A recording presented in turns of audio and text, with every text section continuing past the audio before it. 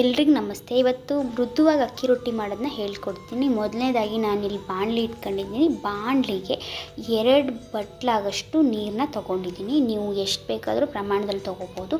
ಎಷ್ಟು ನೀರು ತೊಗೊಂಡಿರ್ತೀರೋ ಅಷ್ಟೇ ಹಿಟ್ಟನ್ನ ತೊಗೋಬೇಕು. ನಾನಿಲ್ಲಿ 2 ಬಟ್ಲಷ್ಟು ನೀರು ಹಾಕ್ಬಿಟ್ಟು ಒಂದು ಸ್ವಲ್ಪ ರುಚಿಗೆ ಎಷ್ಟು ಬೇಕಷ್ಟು ಉಪ್ಪು ಹಾಕ್ಬಿಟ್ಟು 2 ಬೌಲಷ್ಟು ಅಕ್ಕಿ ಹಿಟ್ಟನ್ನ ಹಾಕಿದ್ದೀನಿ.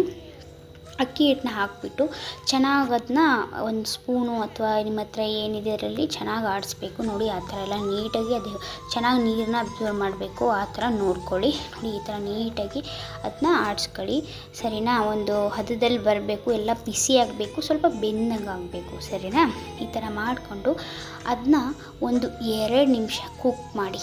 ಸರಿನಾ? ಮೀಡಿಯಮ್ ಫ್ಲೇಮಲ್ಲಿ 2 ನಿಮಿಷ ಕುಕ್ ಮಾಡಿ. ಕುಕ್ ಮಾಡಿದ್ಮೇಲೆ ನೋಡಿ ಈ ಥರ ಇರುತ್ತೆ, ಬಿಸಿ ಬಿಸಿ ಇರುತ್ತೆ.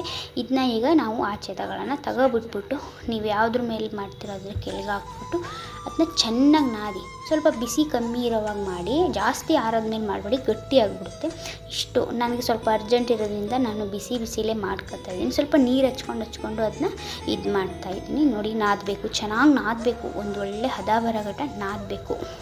ಅದು ಬೆಟರ್ ಇದೆ ಅಲ್ವಾ? ಗೋಧಿ ಹಿಟ್ಟಿನ ಚಪಾತಿ ಹೇಗೆ ಮಾಡ್ತೀವಿ ಆ ಥರ ಒಂದು ಇದರಲ್ಲಿ ಕ್ವಾಂಟಿಟಿ ಬರೋ ಥರ ಚೆನ್ನಾಗಿ ನಾದಿ. ನೋಡಿ ಆ ಥರ ಚೆನ್ನಾಗಿ ಸಾಫ್ಟ್ ಆಗಬೇಕು.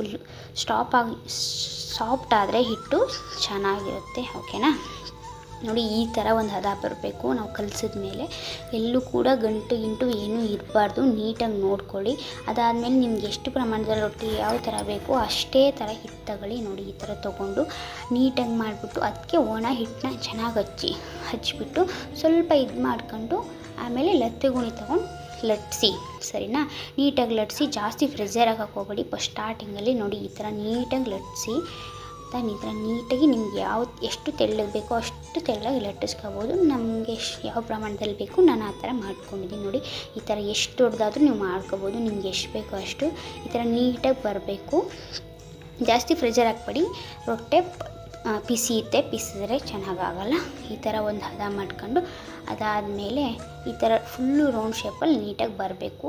ಓಕೆ, ಅದಾದಮೇಲೆ ನಾನು ಹಂಚು ಕಾದಿದೆ. ಹಂಚ ಮೇಲೆ ಈಗ ನಾವು ಮಾಡಿಟ್ಟಿರೋಂಥ ಅಕ್ಕಿ ರೊಟ್ಟಿನ ಹಾಕ್ತಾಯಿದ್ದೀನಿ. ಸರಿನಾ? ಈ ಥರ ಹಾಕಿಬಿಟ್ಟು ನೀವು ಚೆನ್ನಾಗಿ ಬೇಯಿಸ್ಕೊಳ್ಳಿ. ನೀಟಾಗಿ ಬೇಯಿಸಿ. ನೋಡಿ ನೀಟಾಗಿ ಬೇಯಬೇಕದು ಚೆನ್ನಾಗಿ. ಸ್ವಲ್ಪ ಸ್ಲೋ ಅಲ್ಲೇ ಇಟ್ಕೊಳ್ಳಿ, ಆಮೇಲೆ ಸ್ವಲ್ಪ ಜಾಸ್ತಿ ಮಾಡಿ ಈ ಥರ ನೀಟಾಗಿ ಬೇಯಿಸ್ಕೊಳ್ಳಿ. ಓಕೆನಾ? ನೋಡಿ ಈ ಥರ ಬೇಯಿಸಿದ್ರೆ ಚೆನ್ನಾಗಿ ಬೇಯಿಸಿ, ಇಲ್ಲಾಂದರೆ ಅಕ್ಕಿ ಚೆನ್ನಾಗಿರಲ್ಲ, ಚೆನ್ನಾಗಿ ಸುಡಬೇಕದು. ಓಕೆನಾ?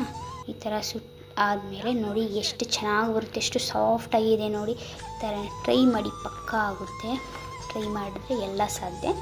ನೋಡಿ ಈ ಥರ ನೀಟಾಗಿ ಬರಬೇಕು. ನೋಡಿ ಒಳ್ಳೆ ಪೂರಿ ಥರ ಬಂದಿದೆ. ಈ ಥರ ನೀಟಾಗಿ ಬರಬೇಕು.